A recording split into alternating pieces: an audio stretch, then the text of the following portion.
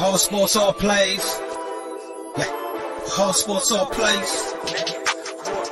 All sports, all plays. 365, we're making up plays. You talking the game, get you through the days. We're high in the court, the dime in the lane. Variety topics, living the same. All presentation, sports information. Hitting the airways, taking the nation. All sport, all plays, like working your faces. Grace at the field, so tie the laces. All sports, all plays.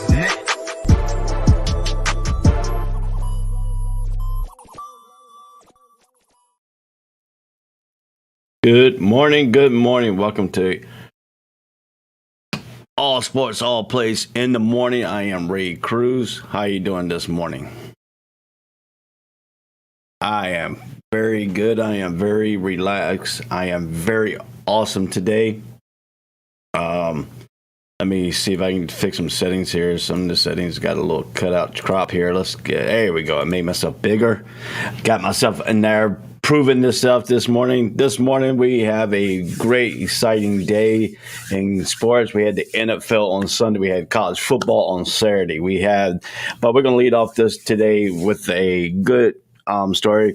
I feel like female sports don't get a lot of recognition in sports world. So today we're going to start off with a good story here from the NFL, from the WNBA. The WNBA played their championship game over yesterday. Game 4 of the WNBA was the Ace versus the Sun. The Las Vegas Ace wins their first WNBA title, beating the Connecticut Suns in Game 4 of the finals. Chelsea Gray named MVP of the contest. Nearly a year ago, the Las Vegas Ace suffered a season-ending loss that burned them within them throughout the winter months all the way into the season. But that feeling was eclipsed Sunday as the Ace beat the Connecticut Sun 78-71 in Game 4 and won their WNBA final 3-1, giving the city of Las Vegas its first major professional sports championship. Yes, the Ace. Female sports gave Las Vegas their first professional sports championship. Chelsea Gray went on and said, "We didn't like that feeling we had last year's, who was named the finals MVP. It was a tough moment, but it built character. It was setting something up for the following year." That was all about Chelsea Gray. That was her comments. It is also the first for the Ace franchise, which started the Utah Stars in 1997 when the WNBA made its league debut. So they moved from Utah to Las Vegas. This is a very fitting story here for that. The team moved from Utah, then moved to San Antonio in 2003 and appeared in the WNBA finals in 2008, getting swept. So Becky Hammond was a player for the San Antonio. Then she is the head coach of the Las Vegas Ace. So they went from Utah to San Antonio. Becky Hammond's played for. Now she went from the San Antonio Spurs as assistant coach, as the head coach of Las Vegas Ace, and she is now a championship coach in the WNBA. The Ace won their first championship, again, 3-1 over the Connecticut Suns. Hammond is 45, is the first person in the WNBA to win a title in her first season as a head coach. Ben Chandler won the inaugural WNBA championship in 1997 when all the coaches were in their first seasons with their team. But he had been a college and a high school head coach for more than 30 years before that.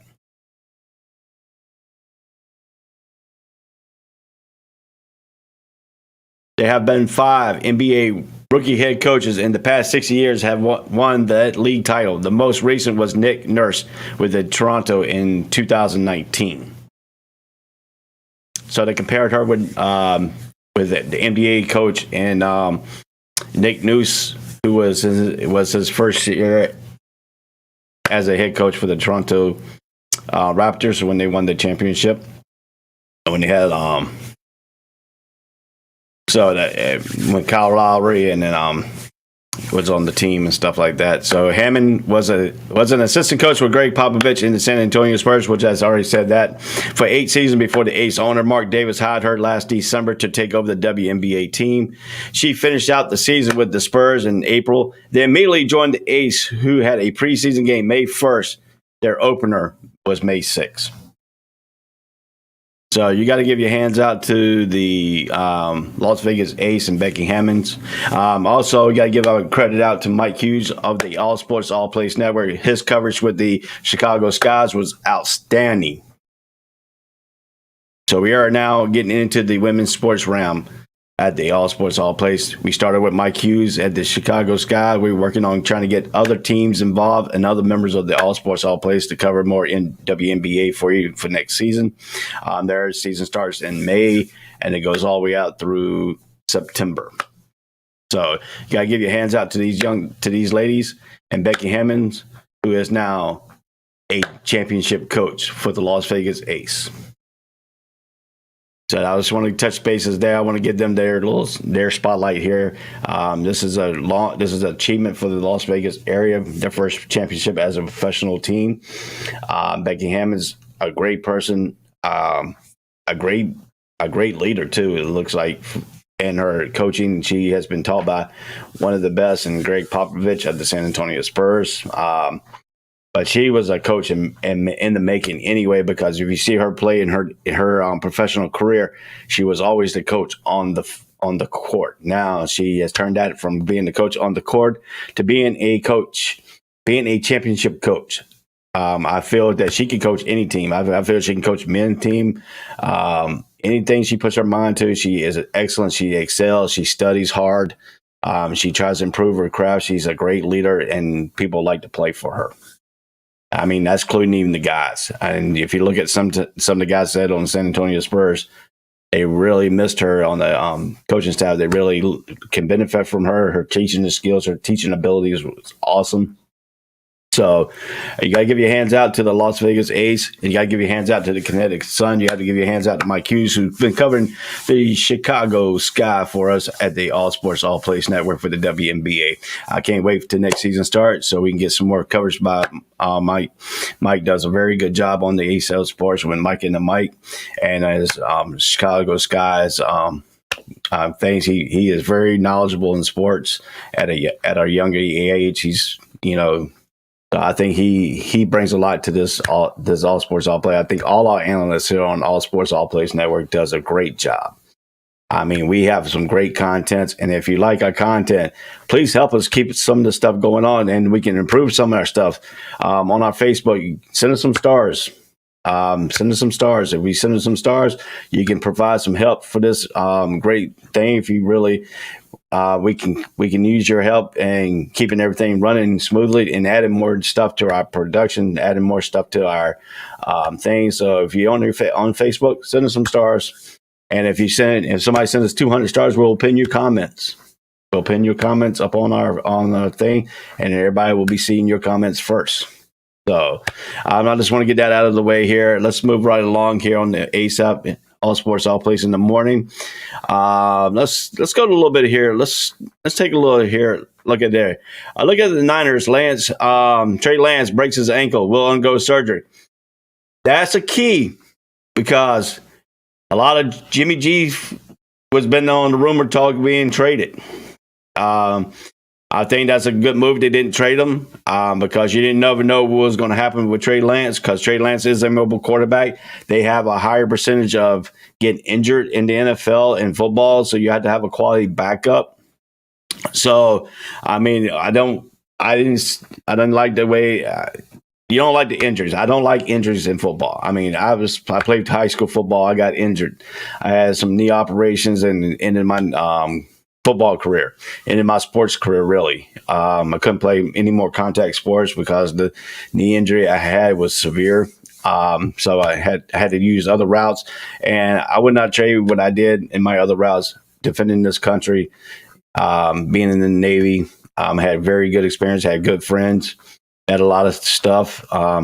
Been to 2 different wars, defend our freedom. But when you ever read injuries about football players, it really hits the heart to me. I hope the young man recovers quickly.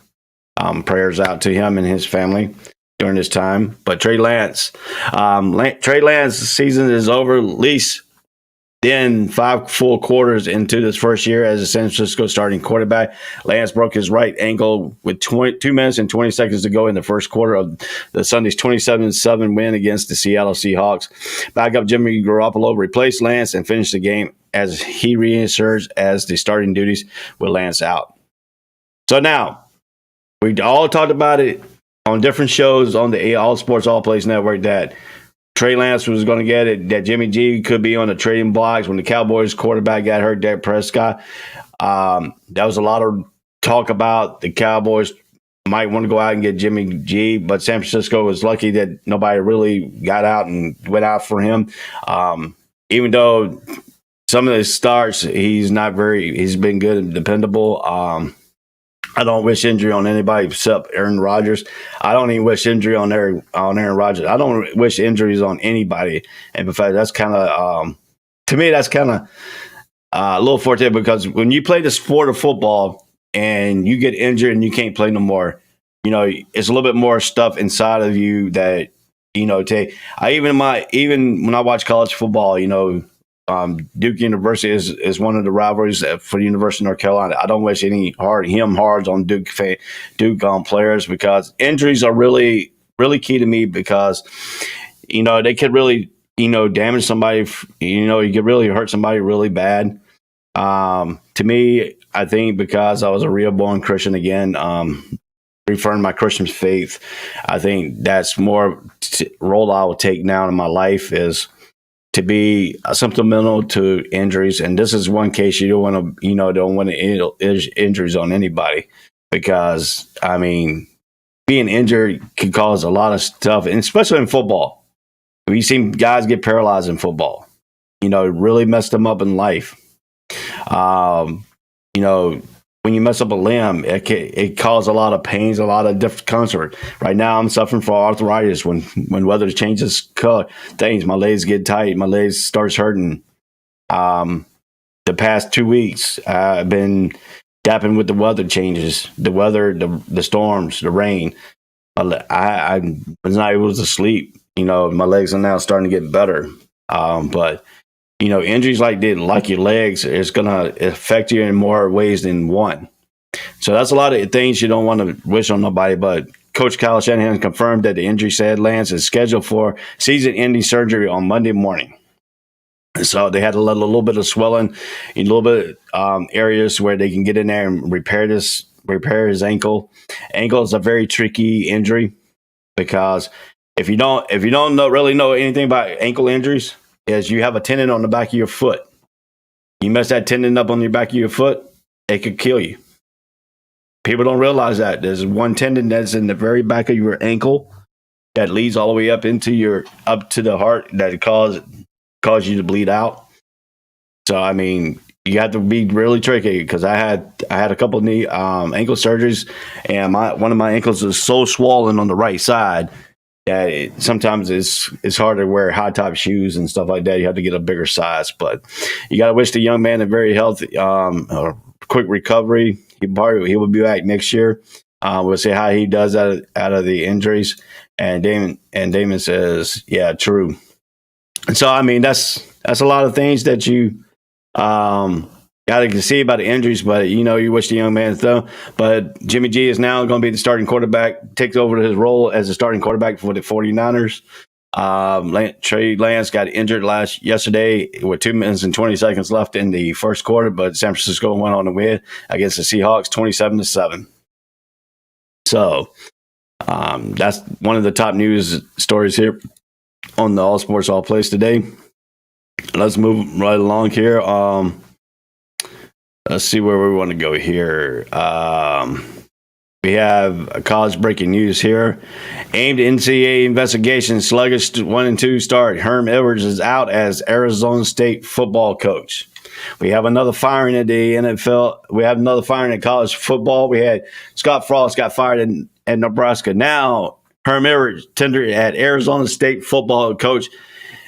began with a Bravo featured all optimism and ultimately ended on Sunday, aimed a spiral off the field issue and bad football.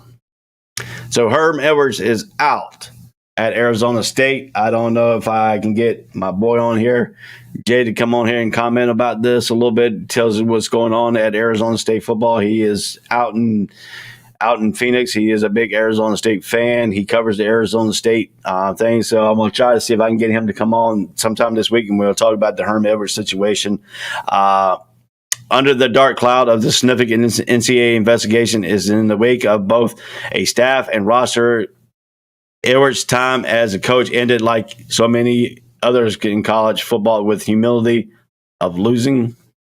Arizona State announced Sunday that the school was making a change in leadership by mutual agreement, according to the athletic director Ray Anderson.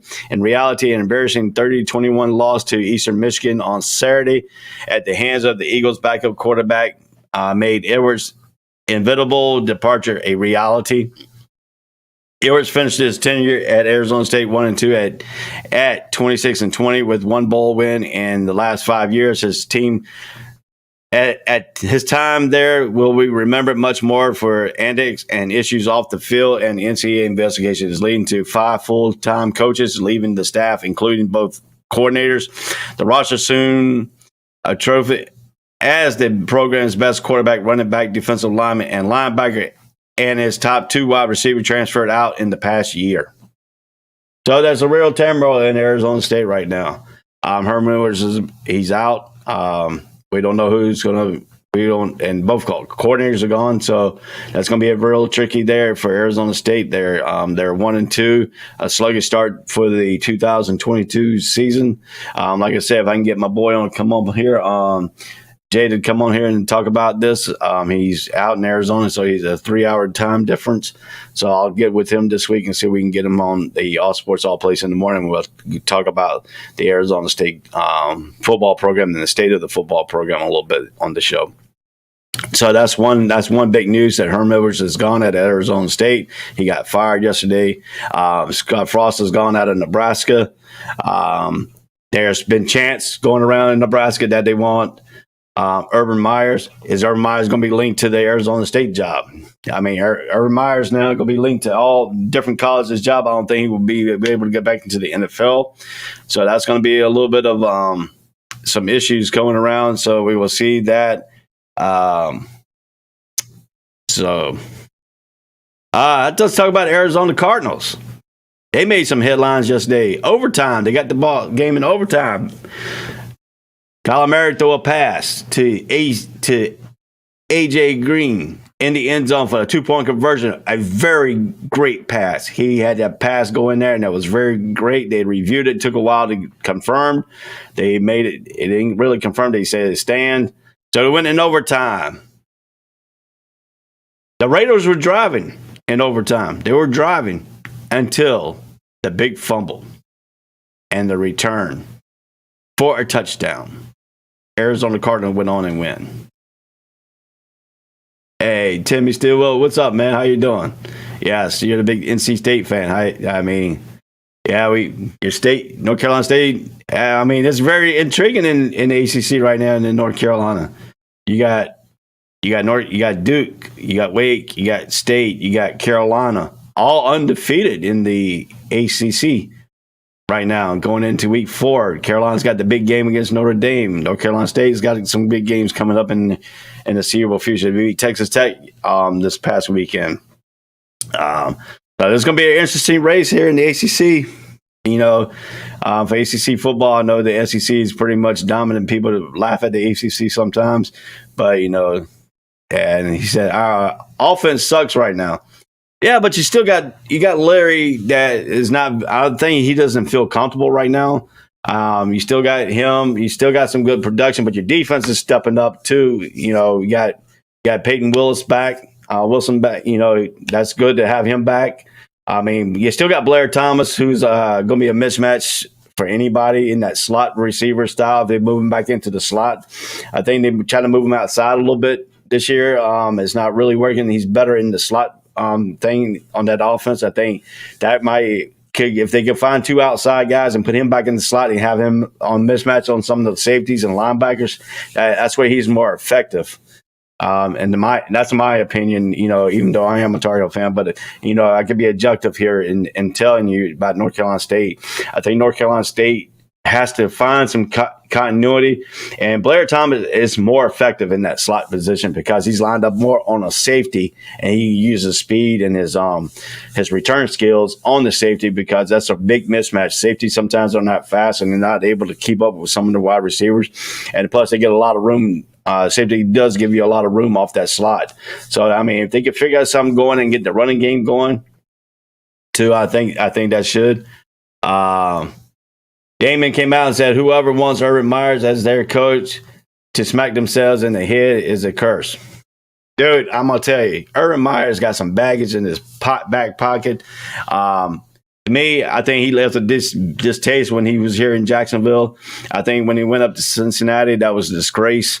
The team the team flew back. He flew back separately and got caught with the woman grinding on him in his own restaurant. I think he's just a disturbed individual.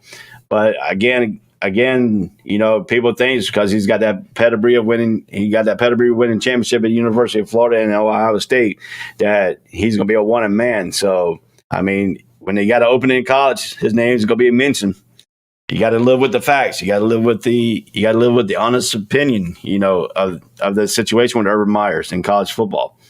Open job comes up, he's going to be the first one. His name's going to be there because he's running a highly talented college coaches. I mean, he won championship at Ohio State, won championship at the University of Florida, and he made that Utah program what it is today.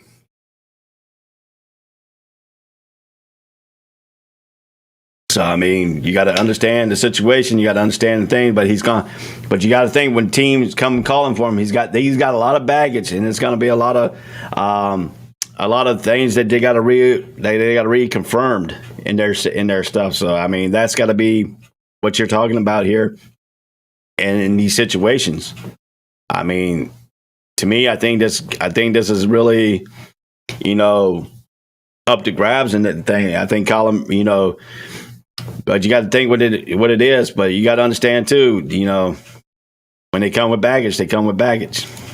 So that's something that you want to look at in times and in different times and stuff like that. So I mean, that's something that you got to think here too. I forgot to say, welcome to the show. You can catch the show Monday through Friday at 10 a.m. Eastern Time. Leave a comment, subscribe to the ASAP Sports. You got it rolling like that. Also, if you like the show, you like the different shows on the All Sports All Place Work, come and please help us. Send us some stars. We need we got to have, it costs money to produce these good shows that we got on the All Sports All Place Network. So you just send us some stars and try to contribute to us, and we can improve our stuff, improve our quality. If you really like the All Sports All Place Network, it's a voluntary thing, but we just want to mention. So, Damian, do you think Jon Gruden could get a college job? But the question is, it's different between college and pros. Will Jon Gruden be a good recruiter? Because you got to put some people around to learn how to recruit, because in the NFL, you really don't recruit. You have a scouting team goes out and scout. You draft the players, the coach coaches them up. It's totally different between college and pros.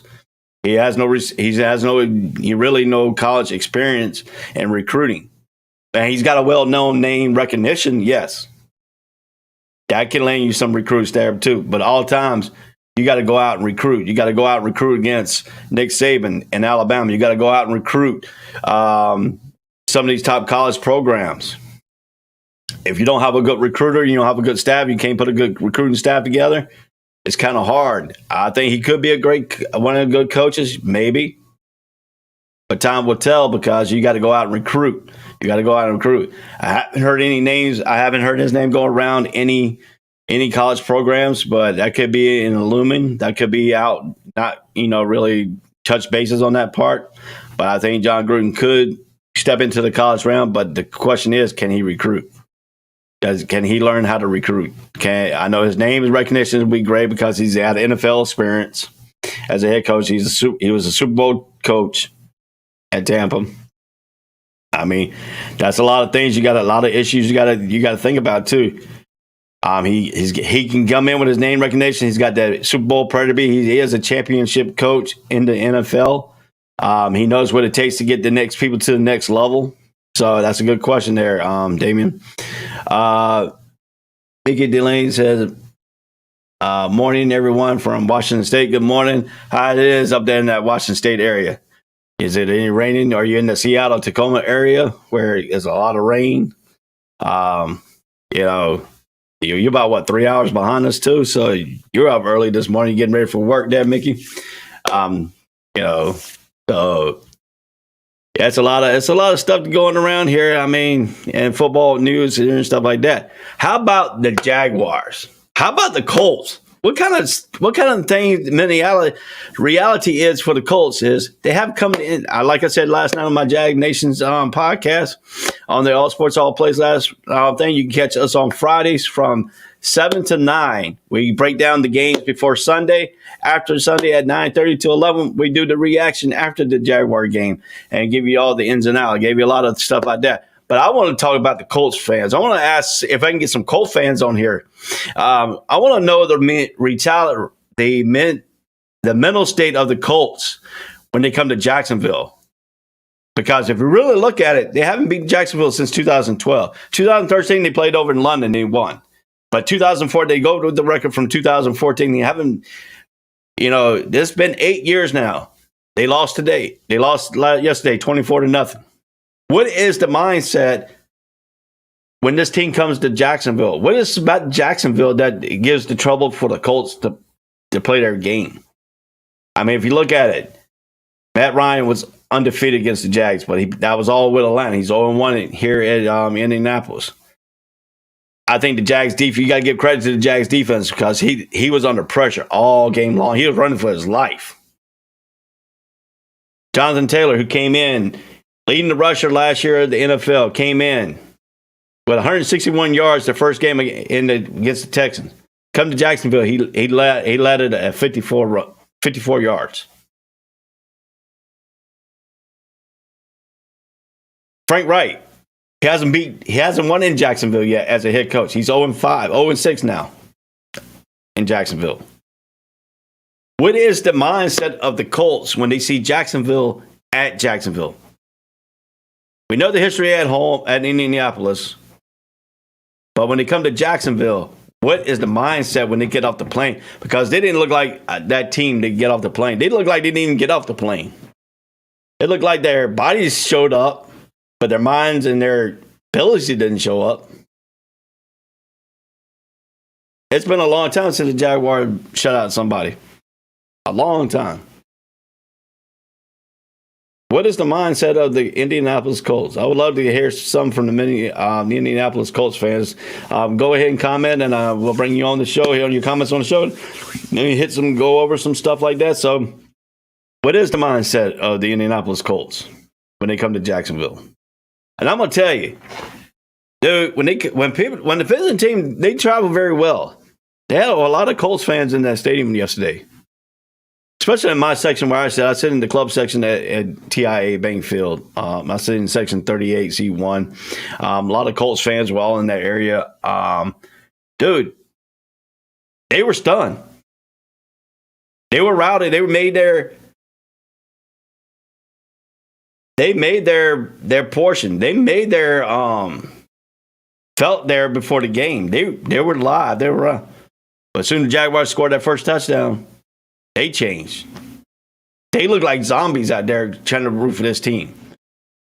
I had a Colts fan that was sitting beside a Jaguar fan, looked at me, saying, blank, blank, what's going on? I'm like, what is the mentality when Indianapolis Colts, and midway through the game, they played the last year's game. Some highlights in the last year's game.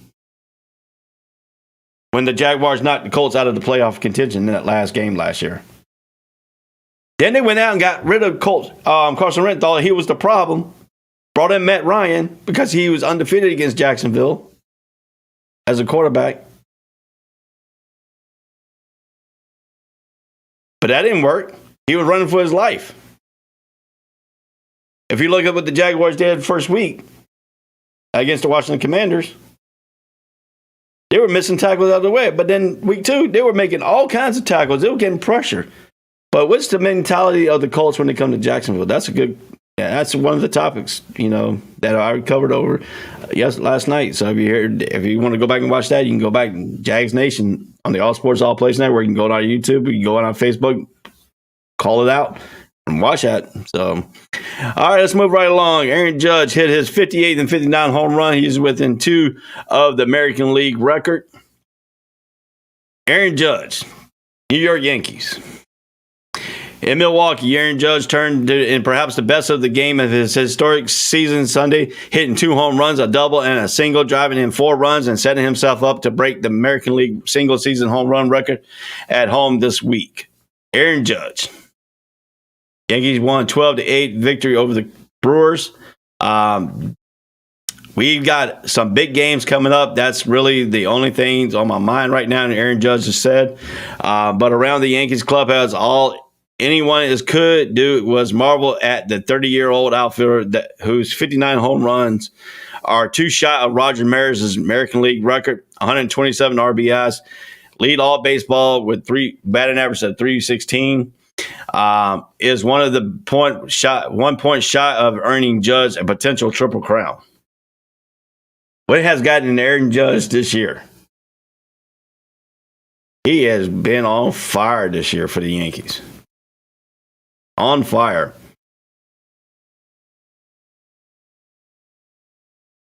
The Yankees starter Garrett Cole says, sorry to repeat the same line, but historical. Historical. That's what he said. Cole continued on saying, I got nothing else for you. It's the greatest offensive season that I have personally ever witnessed. I don't know what else to say. I mean, it's wonderful. I'm riding it high, dude. It's amazing. I'm not a big Yankees fan. I like the Atlanta Braves, but you got to tip your hat off to Aaron Judge, what he's doing this year. Just that alone is making baseball come back a little bit because we don't know anything if he's using any performance-enhancing drugs or anything like he's doing this on his own.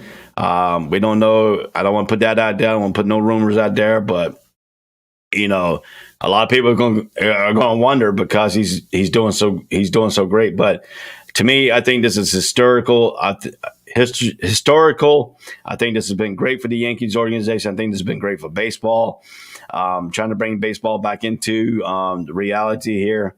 Let's see. Damon said, regret cutting ETN. I think he's starting to get being more of effective a weapon for the Jags too. Good point there. But in Sundays, let's continue on what we're talking about Aaron Judge here.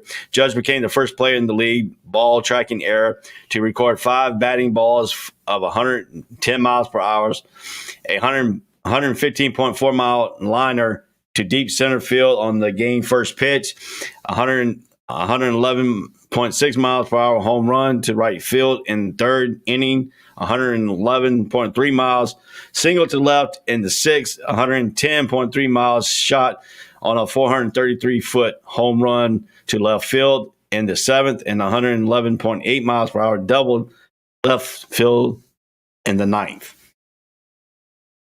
So, starting Tuesday, the Yankees will play 6 consecutive games at home, 2 against the Phillies. 2 against the Pittsburgh Pirates, 4 against the Red Sox, culminating with a Sunday night game against Boston on September 25th. So that's their next few games coming up. A little bit tidbit here. Maris set the single-season home run mark with 61 in 1961, a record that held up for 37 years until Mark McGwire best in the 70s with 70 in 1998. Judge passed Jimmy Fox 1932, Hank Greenberg 1938, Mark McGwire in 1997, Ryan Howard in 2006, and Ty Babe Ruth in 1921. And teammate Carlos stand in 2017 for the 9th on the single season list with 59 home runs on Sunday. Judge is the 11th multi-homer game, tied the season record set by Detroit Greenberg in 1938, matchup by the Chicago Cubs Sosa in 1998. Aaron Judge went on and said, "I'm focused on doing what I can do to be a good teammate, help the team win." Judge said, if he continues on saying if that means hitting a home run, then it means hitting a home run. But if it never been that my focus, never been my main objective. He's very humble. You might not like the Yankees, but you got to like Aaron Judge. He's very humble. He's not out there. He's not giving you the lip service. He is a teammate first. He was never has never been his objective. His objective has always been what he can do for the team, what he can do for his teammates, what he can do for the organization. You got to take your hats off there for that. So Aaron Judge just hit 58 and 59 home runs last night. How about the Cowboys? I'm not a Cowboy fan, but you got to give dues to Cooper Rush, who led the Dallas Cowboys to a win in the final minute, lessening the sting of Dak Prescott's lost season opening defeat. Cooper Rush isn't the one to show his emotion much publicly. He wasn't about to break character after Sunday 2017 win, but against the Cincinnati Bengals, in which Dallas quarterback led a final minute drive that ended a game winning 50-yard field goal. Winning an NFL game is a lot of fun, Rush said. He's 2-0 as the Cowboys starter. When he starts the game, the Cowboys are 2-0. Cooper Rush. There's no quarterback controversy, I don't think, in Dallas, but it could make it interesting stuff. And it might, if Cooper Rush can still do what he's doing right now, that could give Dak Prescott more time to heal, not rush to get back into things. It can help the Cowboys resurface their season a little bit until they get Dak back. If I was Dak Prescott, I wouldn't rush to get back because you can re-injure that thumb. A lot of athletes like to rush to come back from injuries.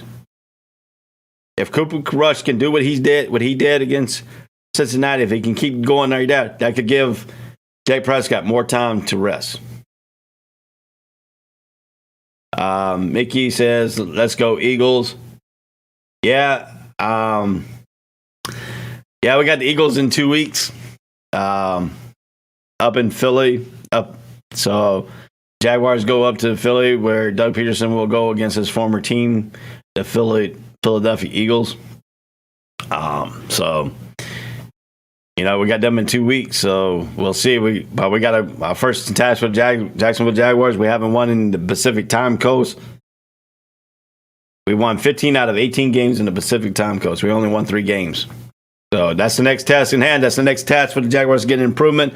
Let's go back to the Cowboys here. And making his second career start, Rush has completed 19 out of 31 passes with 235 yards, a first quarter touchdown pass to Nolan Brown, while filling in for a injured Dak Prescott, who had a right thumb injury the day after the season opening loss to the Tampa Bay Buccaneers. Last October, with Prescott sidelined because of calf injury, Rush came in, completed 25 out of 40. 25 out of 40 attempts, passes for 325 yards, 2 touchdown passes, including the game winner to Amari Cooper at 51 seconds to play to beat the Minnesota Vikings 2016 last season. Rush went on to say, "You just want to do your job, to trust your teammates," as what Cooper Rush said. So that's a lot of things here. You gotta feel your hands out.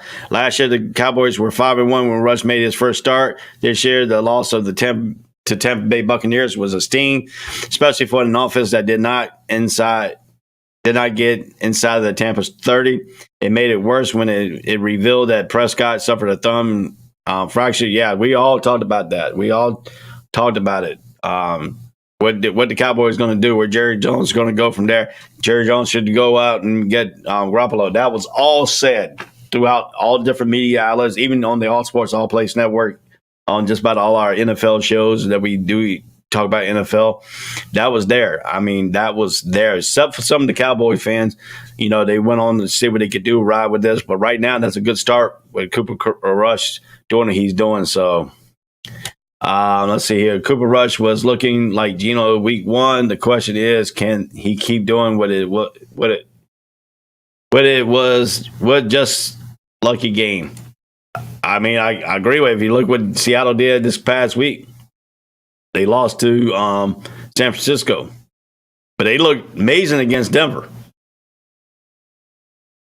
So, I mean, Geno Smith looked good against Denver, not so good against San Francisco. I mean, you want to know if this is a luck game for him, but this 2 years in a row that he came in and started, and he won both of those games. Now we're going to see him getting a consecutive start. We have not seen him get a consecutive start. Now we're going to see him get a consecutive start and see what he can do in the next game. Now the NFL team has got a game and a half on Cooper Rush to see what he can do. Now let's see what he can do when the team is now prepared for him. So that's a good point there, Damien, on that issue there too. So, Mickey said, "Morning, Timmy. How are you doing?"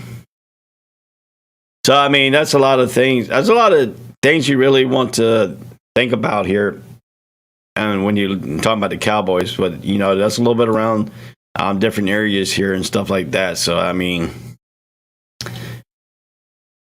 that's a lot of things. You got a little bit of stuff right here.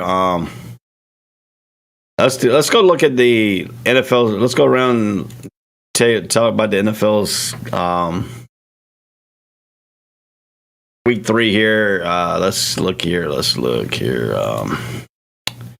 me find where I'm at. Week 3. Yeah, week 3. Week 3. There we go.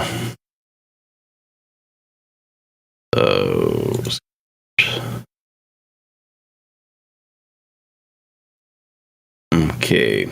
We know the Chiefs beat the Chargers 27-24 on Thursday night. Sunday's game, the Giants beat the Panthers 19-16. Giants starts 2-0, 1-0 at home. Colts lose to the Jaguars in TIAA Bank Field for the eighth loss of the year in Jacksonville for the 8th straight season. The Jaguars won 24-0. Jets beat the Browns 31-30 in Cleveland. The Commanders lose in Detroit. Detroit Lions are 1-1. They defeated the Washington Commanders 36-27. Tampa Bay rolled into New Orleans. You see the big fights, the big punches between the Tampa Bay and the Saints. Don't like each other. Buccaneers are good at Saints. They started the season 2-0 by the score of 20-10. The Patriots beat the Steelers 17-14 in Pittsburgh. Dolphins on the road in Baltimore beat the Baltimore Ravens on a highly scoring game 42-38. The Rams beat the Falcons in LA 31-27. Seattle goes into San Francisco, loses 27-7. Big story out of San Francisco. Trey Lance is injured. Got to have surgery this morning. And Jimmy Garoppolo is now the starting quarterback. Got his job back in San Francisco. The Cowboys beat the Bengals 20-17. Denver over the Texans 16-19 in Denver. Arizona Cardinals goes into the Raiders, took overtime. We seen that. Kyler Murray on the 4th and on a 2-point conversion at end of regulation. Tied the game up. They took a while. It took probably about 5 or 10 minutes for them to confirm that. A 2-point conversion to tie the game. We went into overtime. Raiders had the ball. Raiders were driving. Fumbled the ball. Cardinals corner got it, returned it for a touchdown to win in overtime 29-23 in Las Vegas. And on the Sunday night game, the Packers beats the Chicago Bears. Aaron Rodgers gets back on the winning track on a high explosion second quarter, a 21-point second quarter to turn that game around in this contest here. So, and then tonight on Monday Night Football, Monday Night Football, we have the Titans versus the Bills. Titan goes up to Buffalo to play the Bills. This game is at Highmark Stadium in Orchard Park, New York.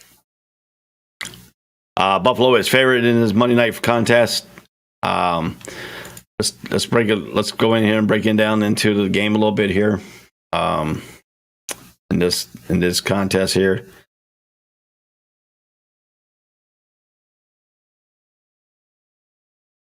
I'm trying to get my notes to come up. My computer's running a little bit slow. The weather is going to be 69 degrees up in Buffalo.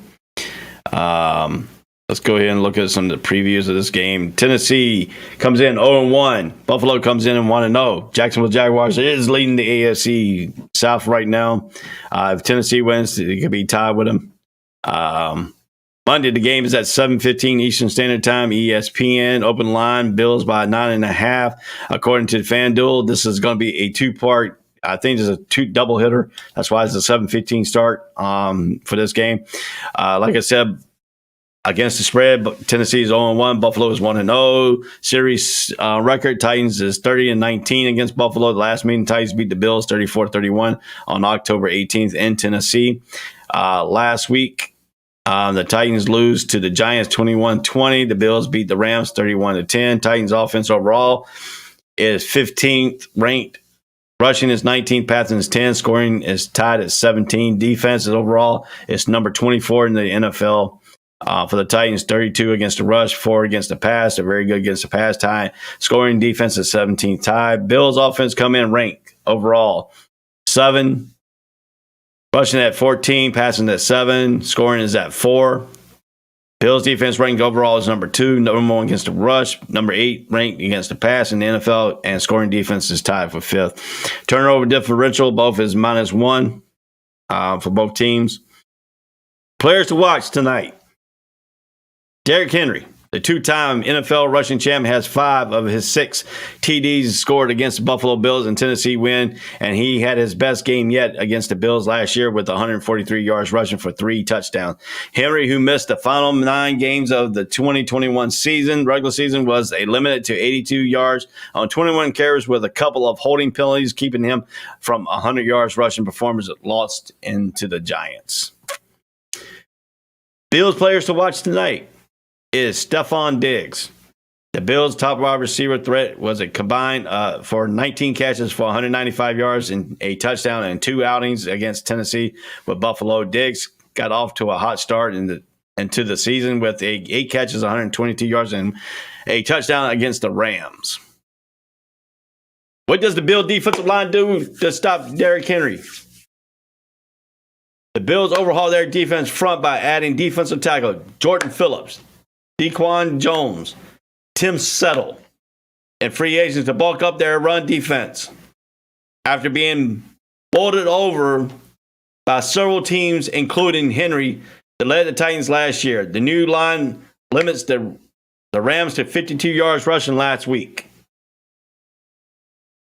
That is the key of this game tonight. They have to control Derrick Henry. They have to control him. If Tennessee gets off on the running game, that play action pass offense they got is very effectively. Ryan Tannehill is a very good play action passer. 2 things. You have to control the running game against Tennessee. Make them one-dimensional. Make Ryan Tannehill beat you. He's not been very successful beating teams. You had to have Henry to get the offense flowing through Henry. So, yes, Mickey, there are 2 football games tonight. I'll bring up the second one here in a few minutes. Let's look at some key injuries here. Titans already have 7 on the injury reserve, led by Pro Bowl outside linebacker Harold Landry III, who tore ACL in practice August 31. Landry leads the team with the career high 12 sacks last season. The Titans ruled out starting corner Christian Bolton and running back Terrell Hilliard, hamstring. On Saturday, along with the reserve guard Jamarco Jones, because of an elbow injury, Titans starting left tackle Taylor Lewan, who I really don't like, was limited by a knee injury. 3 players in a yellow non-contact jersey during open portion of Saturday's practice. Receiver Kyle Phillips shoulder. Linebacker Ola Adanida neck. End guard Dylan Razoo neck. For the Bills, starting defensive tackle Ed Oliver ankle is ruled out. Settled calf listed as questionable. Starting cornerback Dean Jackson. Filling in with tried Darius White knee out. Practice Saturday after missing 2 sessions with a knee injury. Number 2 wide receiver Gabe Davis ankle is listed as questionable.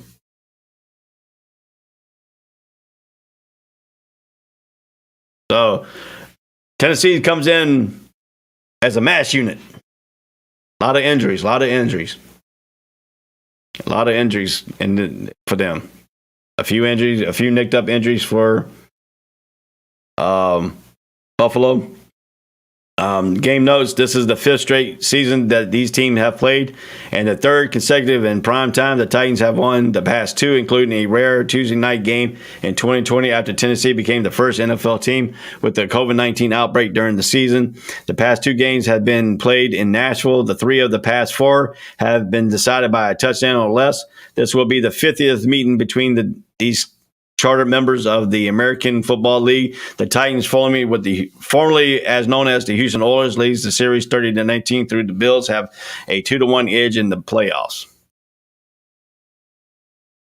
Titans have to held on to beat the Bills. Last year, Josh Allen slipped and Titans defensive tackle Jeffrey Slim blew up the offense front to stop Buffalo's quarterback from no gain and 4th and 1. From the Tennessee's 3 with 21 seconds left, the Titans have won 3 straight primetime games. The Titans quarterback Ryan Tannehill has passed for 266 yards and 2 touchdowns with a passer rating of 106.4.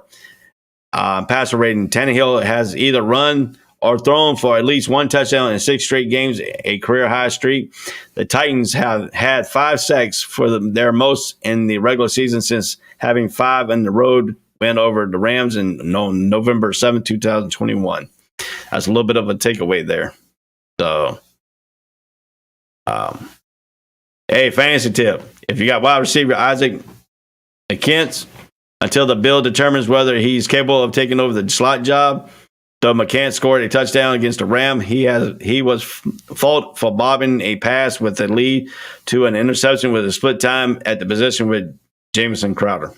That's a little bit of fantasy tip if you got him on your fantasy football league. So who I think wins tonight? I think Buffalo's going to be tough. I think it's going to be tough at home up in Buffalo and in Orchard, New York. I think the Bills win it by a field goal. That's my pick to win this game tonight. So,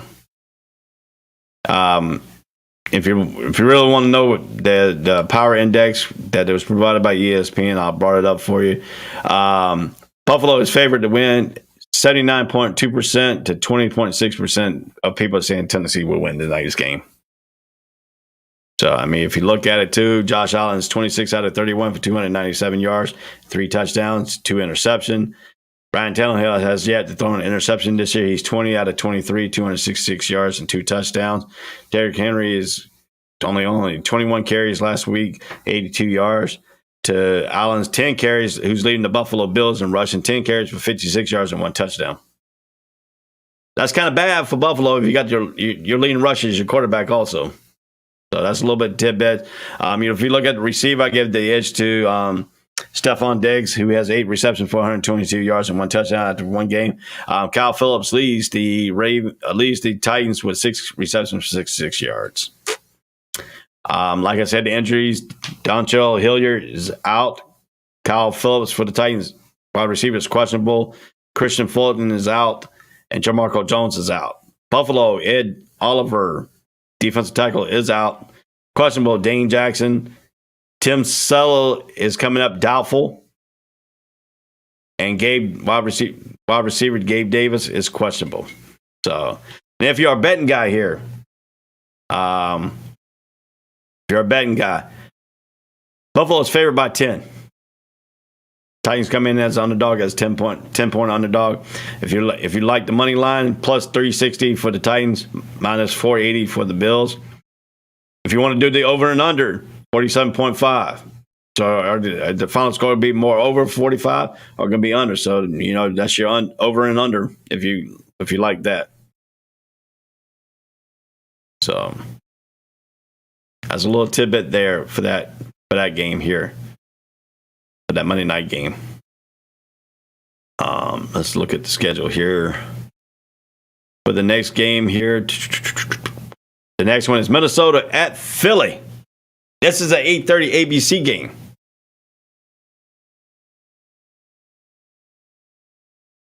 First game is on ESPN at 7:15. Turn it over to ABC. ABC makes Monday Night Football back to Monday Night Football again on ABC. It will be Minnesota at Philly. This is your team, the Philadelphia. So let's take a look at this. Let's look here tonight for this game here. Let's look at it's going to be 81 degrees in Philly tonight. 81 degrees. If you're looking at the matchup predictor on this game, Philly is favored by 66.0% say Philly is going to win. 33.6% will be Minnesota. Minnesota is tough.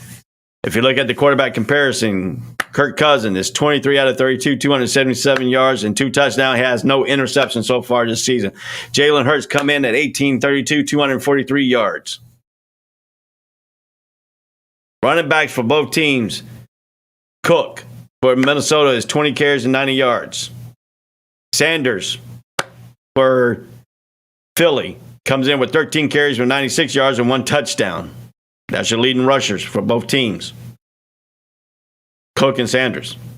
Wide receiver, A.J. Brown for Philly. 10 receptions, 155 yards. He leads the team. Jefferson from Minnesota has 9 receptions, 184 yards, and 2 touchdowns. He was very effective in his first game. That's what Philly's got to tend with tonight, is the wide receiving core. Philly defensive line needs to be in that backfield. He needs to reestablish the line. They need to reestablish the line of scrimmage on the defensive end when they run the stretch plays with with Cook.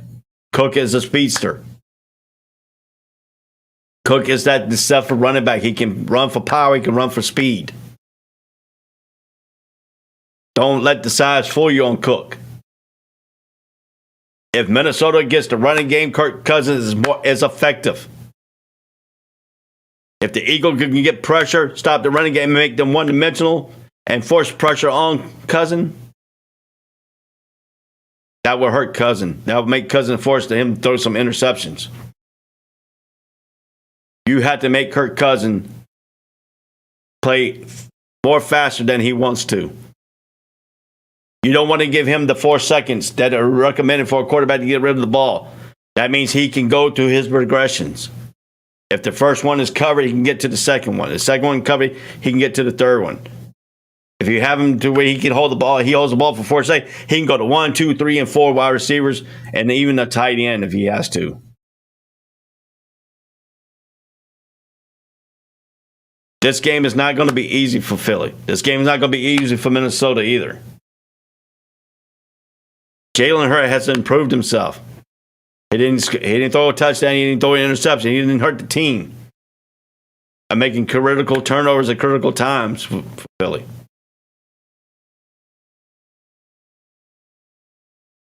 But what do we see in this ball game here tonight? What do we see?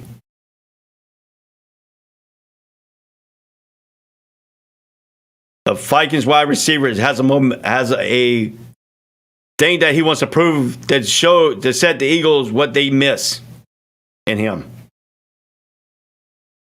He's got a chip on his shoulder coming into this game. He wants to prove his former team that they made a mistake and get rid of him.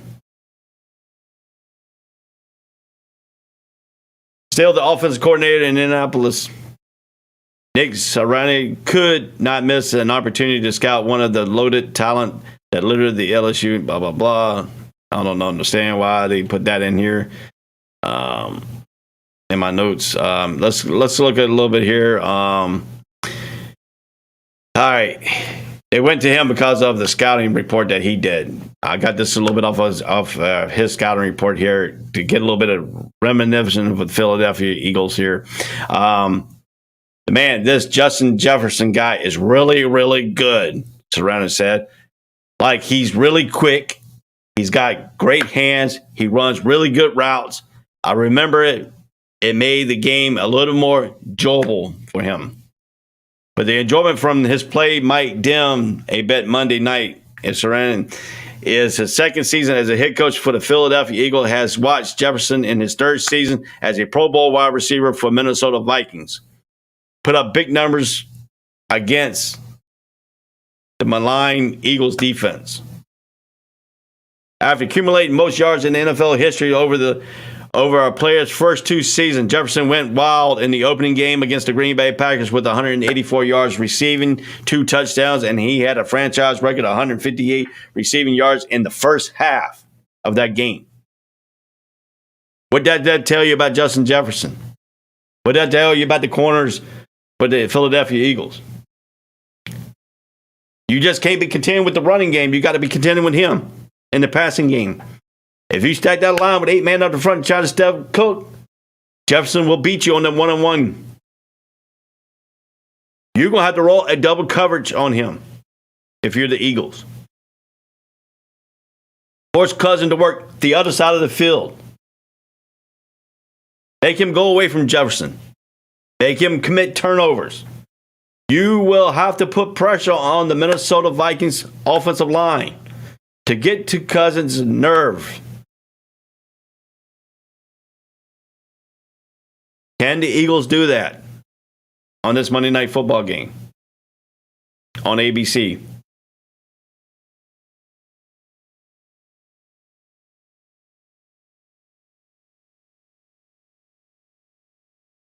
This is a nightmare. This is a nightmare for the Eagles looking into this game. From what you see against the Green Bay Packers, what you see against Justin Jefferson, and what the Minnesota Vikings offense is all about. Don't make them be two-dimensional. Don't make them have the running game going, and then the passing game is going. It is double trouble for the Eagles defense. You don't want that. You do not want that in your repertoire. You want to make them one-dimensional.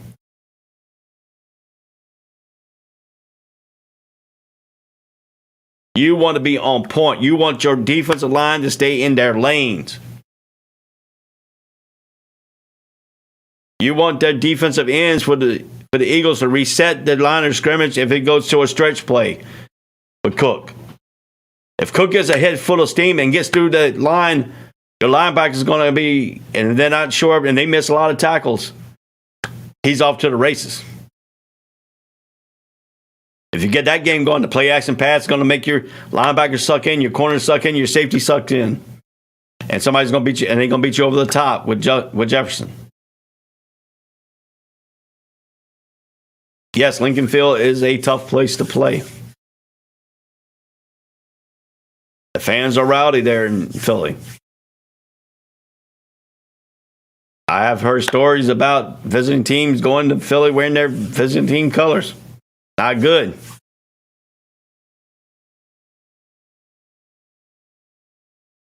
The Eagles need a wide receiver in 2020. Jefferson was still on the board. This is what I'm talking about. He's got a set because the Eagles could have drafted him. They passed on him. The Eagles passed on Jefferson. Instead, went with TCU wide receiver Jalen Reagor. The Vikings had a 22nd pick in their reaction to Philly. Pick was one of the absolute glee. Team official laughing at their front good fortune. Jefferson would be their pick.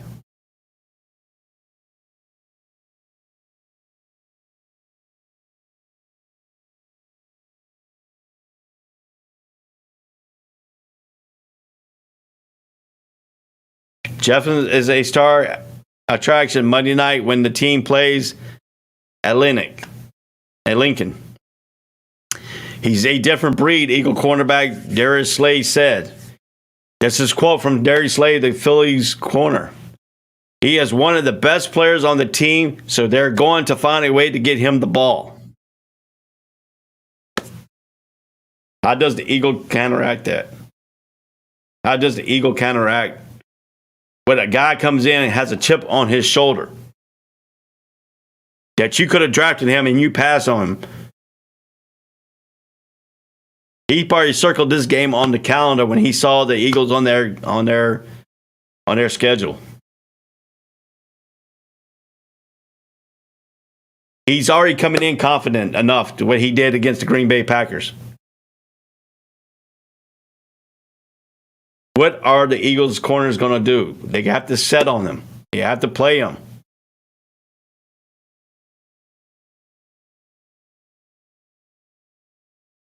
That's going to be the key.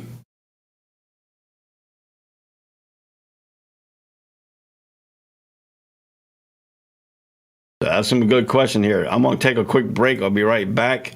We're going to run down some baseball scores and get that so we can get that out of the way too. Talk about 2 Monday night football games that's coming up on Monday night. I want to talk about a little bit about did you see the incredible play that Appalachian State made over the weekend? So you're watching and listening to the All Sports All Place in the morning on the All Sports All Place Network. I am your host, Ray Cruz, and I'll be right back. All Sports All Plays. All Sports All Plays. All Sports All Plays.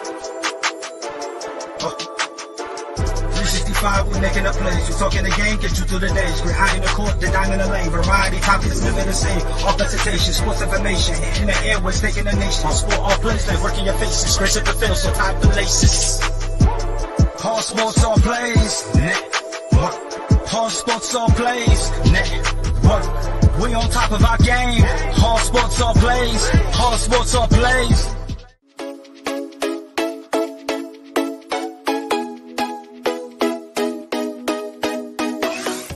What did you say? I said Kobe Bean Bryant has been overrated ever since he passed away. Now, I'd say they could lose about 4, but I don't see them losing 5. You know what I mean? All Sports All Plays. All Sports All Plays. All Sports All Plays.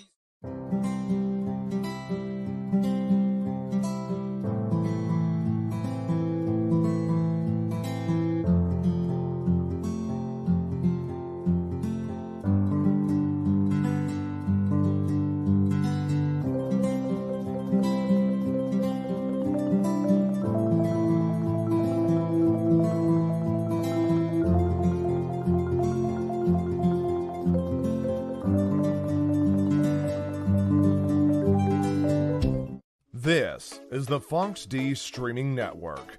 Register to come on our channel at foxdnetwork.com. Welcome back to the All Sports All Place in the morning, ASAP in the morning on the All Sports All Place Network. Like I said, if you would like to help the network out, send us some stars on our Facebook. If you're on our Facebook here, we've been talking about the 2 Monday night football games. Let's break down some of the baseball games from last night. Boston Red Sox beat Kansas City Royals 13-3. They had 20 hits to the Royals 8 in that ball game. The Braves knocked off the Philly 5-2. The Braves had 10 hits, and they did commit 1 error. The Phillies had 4 hits and off 2 runs. The White Sox defeat the Detroit Tigers 11-5. Rangers lose to Toronto 5-3. Marlins beat the Nationals 3-1. Baltimore beat the Blue Jays 5-4. Twins beats the Cleveland Guardians 3-0. The Mets beat Pittsburgh 7-3. The Yankees beat the Brewers 12-8. Oakland Athletics lose to Houston Astros 11-2. And the Cincinnati Reds beat the Cardinals 3-0. And the Rockies beat the Cubs 4-3. The Mariners lose to the Angels 5-1. San Diego to beat the Arizona Diamondbacks 6-1. The Dodgers beat the San Francisco Giants 4-3. And baseball. Let's look at baseball standings here. As we getting closer to playoff time in Major League Baseball, the Yankees still leads the American League East by 5.5 over the Toronto Blue Jays. The Cleveland Guardians are still in the lead by 3.5 over the Chicago White Sox in the Central Division of the American League.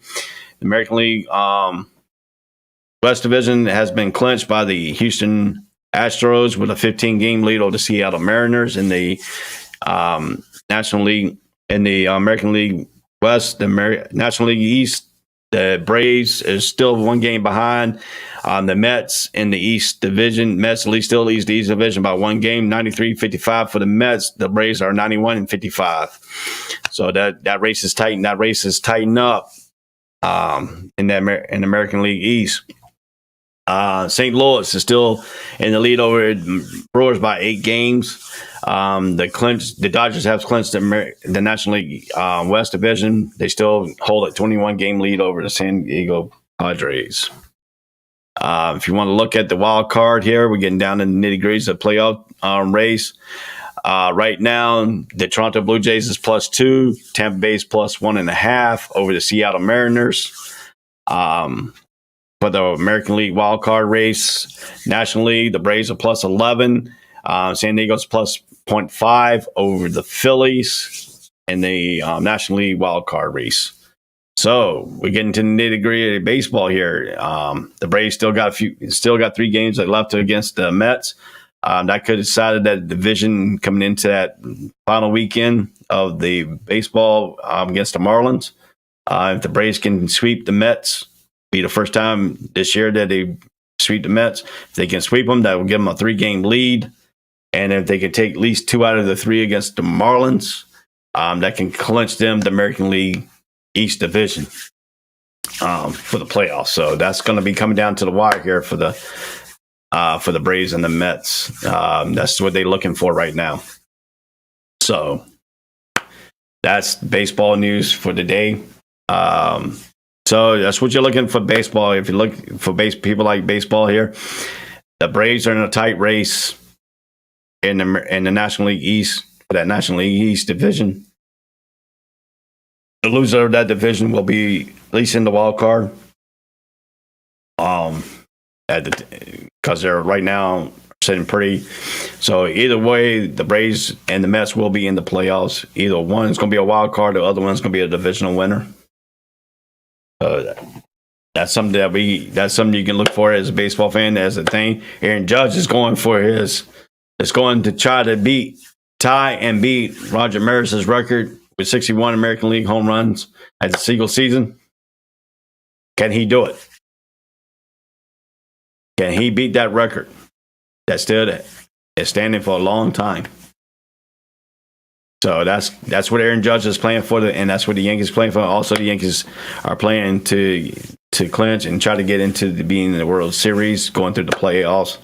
So baseball, the playoffs is going good. We got 2 Monday Night Football games tonight. We got Titans versus Buffalo at 7:15. That's on ESPN.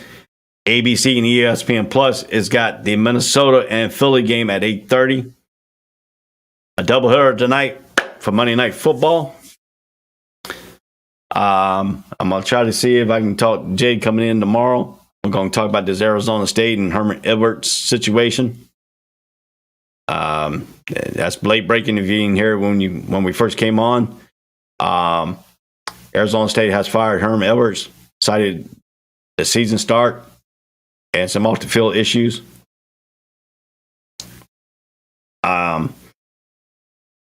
We talked about North Carolina State and their offensive situation with Timmy Stills, who commented earlier. Hope I answered his question on some of this stuff. Damon brought some good talk about Aaron Myers needs to be smacked themselves in the thing because of some off the field issues. But his name is probably going to come up for the Arizona State game. Arizona State team, they've been chatting in Lincoln, Nebraska for Urban Myers. If you do hire Urban Myers as a coach, you just got to think he's got baggage, got off-field issues. That's what derailed him at Florida. His wife gave him an ultimatum. He was messing around, I guess, with the cheerleaders in Florida. Wife said, either you leave Florida or I'm leaving you. So he went to Ohio State. You're talking about some kind of tumor or some kind of health issues. That's why he left. We don't know what the situation was at the time when he left there. Went to the NFL, Jacksonville Jaguars as a head coach. That was a mistake by the Jaguars. Team went to Cincinnati. You know the story. Team flew back. He didn't fly back with the team. He stayed up there because he had a restaurant, and pictures showed him a girl grinding on him in his restaurant. So if you're going to hire Urban Myers, be warned. He will have off-the-field issue stuff coming with him. He's got baggage. Might want to stay away from him. He just might want to stay as a TV analyst at Fox or something, what he's doing right now. We know he's a good coach in college football. He's been a true winner. He has championships in college. He started making the Utah program as a winner. When he left Utah, he went to Florida and won a championship with Tebow.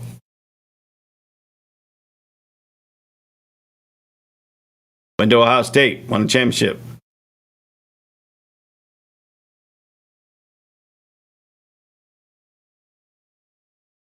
We know Nebraska wants to get back to the winning ways when they were under, I think his name was Osborne.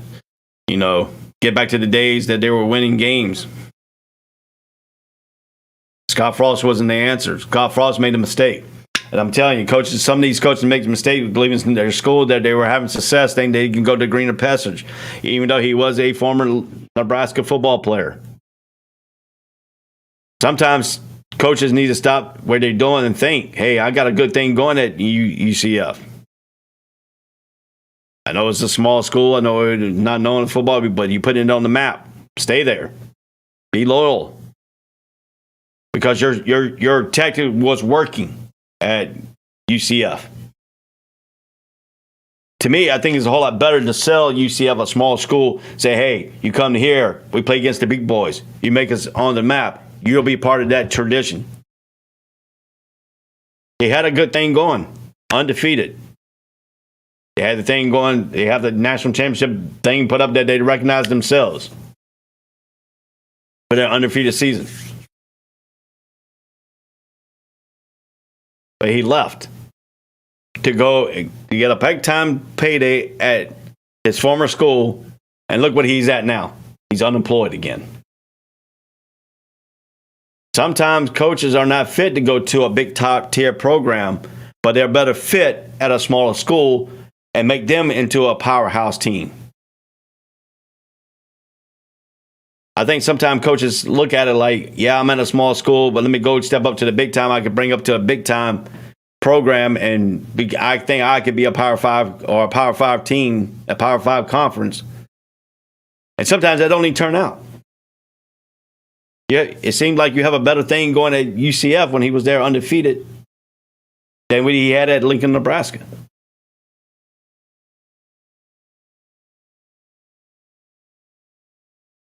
That's the thing that you have to look at as a coach. Yes, more coaches want to get to the top tier program. They want to be on Nick Saban's level. But sometimes you could tear that into at a smaller school, because then you get the small school with the recognition, and then when you make them get good, you can start putting your name. Look at the guy at Appalachian State. If you haven't seen the weekend, last 2 weekends for Appalachian State, the last 3 weekends, they gave North Carolina a run for their money. And that 63-61 shootout. No defense at all. Went back in Kyle Field, beat Texas A&M. Won that game. Had game day last Saturday up in Boone, North Carolina. Boone, North Carolina was rocking. Troy was winning the game. If you didn't see the Hail Mary play, Chase Bryce throws it up. Tailback tips it. Hunter, the wide receiver, catches it, running for a touchdown. Game over. Appalachian State wins. Never die. Their head coach said, he put it out point blank, he will play anybody, anywhere, anytime, because his team is not going to be scared. Now, his name is going to come around pretty soon at some coaching jobs. Will he take a big time coaching job, or will he keep what he's doing at Boone, North Carolina? Because he has a good thing going at Boone. Don't get it wrong. Satterfield had a good thing going at Boone too. He ended up at LSU. He's not doing what he did at right now at Appalachian State at LSU at at Louisville. I'm sorry. Satterfield he's got Louisville rolling. They lost their game to barely beat UCF. They lost to Florida State, but they were in the game. But Appalachian State said they will play anybody, anywhere, anytime. Because that's the type of coach he is, that type of program he is. He said his team is not going to be scared where they go. Just think about it. Going into Cal Field, it's a tough place to play at Texas A&M. The 12th man. That stadium rocks. That stadium rocks. Over 100,000 people in the stadium. Same thing when they went that year they went up to Michigan. It didn't phase Appalachian State. They played with them. They beat them. They took game day and they took game day right out of freaking Texas A&M. Texas A&M supposed to have game day this past weekend. Where were they? Boone, North Carolina. At Appalachian State. It boosted Boone, North Carolina's revenue because the game day was there. They brought a lot of people into Boone. You can't hate on Appalachian State. You can't hate on them. They went into Kyle Field 2 weekends ago, took a number 5 ranked team in Texas A&M and beat them. Then they came back and played Troy when game day was there. Troy was winning most of the game, all the way through the game, until that Hail Mary play when Chase Bryce throws it up to the running back. The running back tips it to Hunter. Hunter runs it in for a touchdown for Appalachian State. You can't hate them. They have the wits. They have the thing. You can't hate Appalachian State.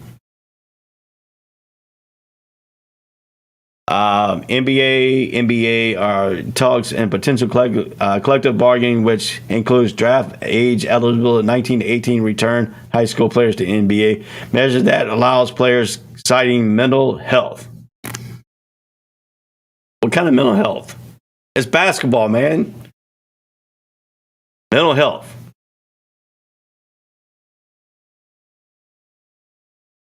I think that's a far fetch right there. I mean, I understand they want 18, 19-year-old kids back in the NBA. I understand that.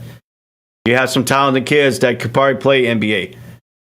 But I think I like the old rules back in the 80s where you at least had to play 2 years of college basketball. Because sometimes the kids are not really physically to come out, except for the exception of LeBron James.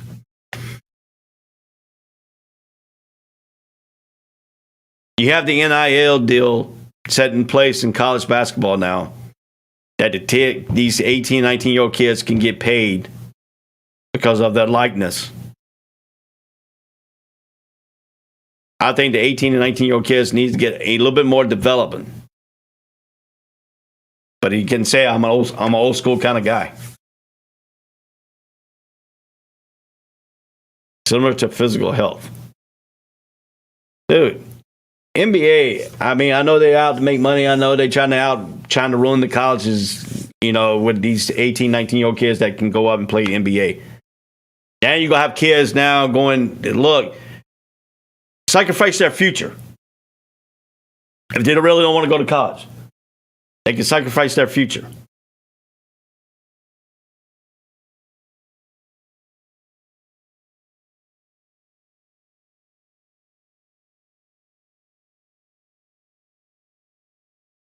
They can really sacrifice their future. So that's got to be the issue. That's got to be the issue on them. So.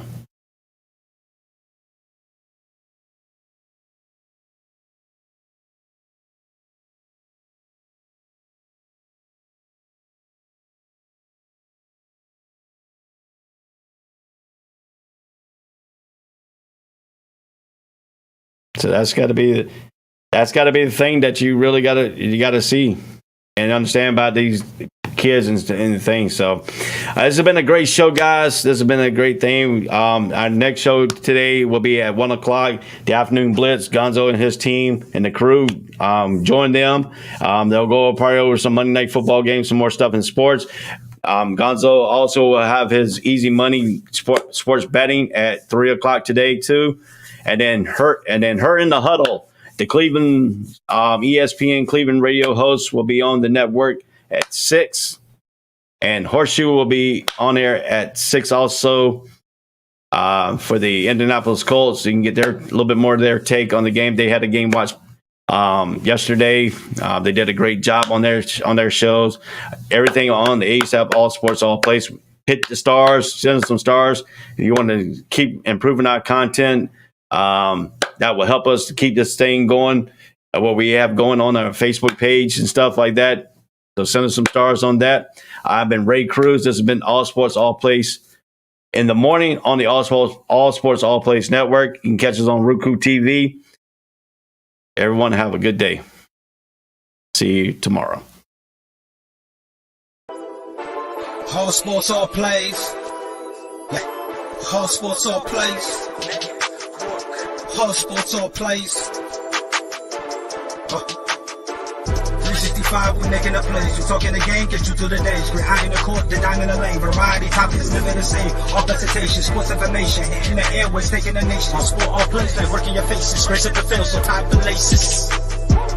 All Sports All Plays.